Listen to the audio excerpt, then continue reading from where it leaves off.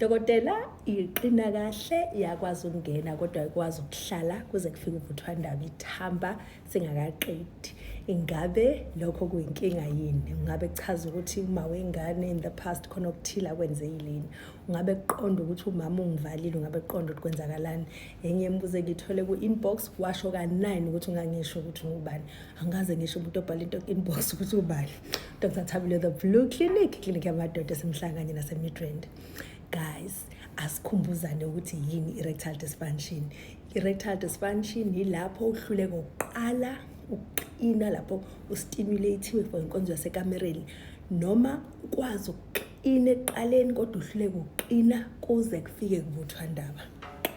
Yabona, une-erectile dysfunction. Akusiyena uma wengane, akusiyena umama ufakela into ethile, akusiyena umama ukubambile wakwenzani, une-erectile dysfunction. Sokumthola usizo.